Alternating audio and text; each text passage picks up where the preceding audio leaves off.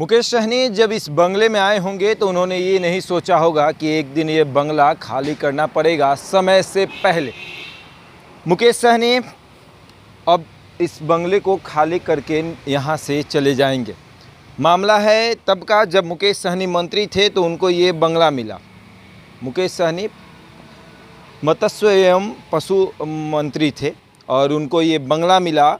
सरकार में थे, अचानक सब कुछ ख़त्म हो गया।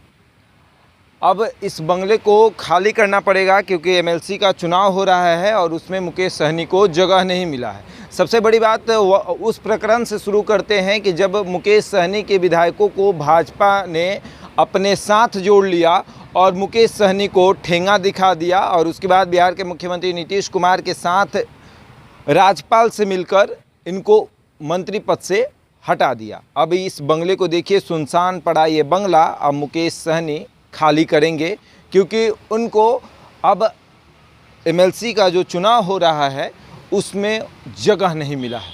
7 सीटों पर एमएलसी का चुनाव हो रहा है और उसमें मुकेश सहनी का भी नाम है क्योंकि उनका भी कार्यकाल समाप्त हो चुका है। अब सीट बंटवारे की जब बात हो रही है तो ये आरजेडी से इनकी नज़दीकियाँ बढ़ रही थी और कहा ये जा रहा था कि आरजेडी इनको एक सीट देगा एमएलसी का, जो कि नहीं हुआ। राजद ने इनको सीट नहीं दिया, एमएलसी इनको नहीं बनाएगा। राजद ने अपने 3 कार्यकर्ताओं को एमएलसी बनाना सही समझा, कारी शोएब को, अशोक पांडे को और मुन्नी रजक को। इनकी नज़दीकियाँ बनी रही लेकिन तेजस्वी यादव ने इनकी एक ना सुनी, लालू यादव ने ना इनकी बात सुनी और अब मुकेश सहनी को ये बंगला, चमचमाता हुआ बंगला जिस पर मुकेश सहनी ने लाखों करोड़ों रुपए खर्च करके ये इस बंगले को रेनोवेट कराया, वो बंगला अब इनको खाली करना पड़ेगा। और सबसे बड़ी बात ये कि ये जो दरवाज़ा आप देख रहे हैं, सरकारी बंगले का दरवाज़ा ऐसा नहीं होता है। सरकारी बंगले का जो गेट होता है उसका कद छोटा होता है, लगभग 5 फीट कद होता है और वाइट कलर का गेट होता है। लेकिन मुकेश सहनी ने ये दरवाज़ा भी अपने मन से लगाया, जिसके ऊपर भी बिहार की राजनीति गर्म हुई थी। इनके ऊपर कई सारे आरोप लगे थे।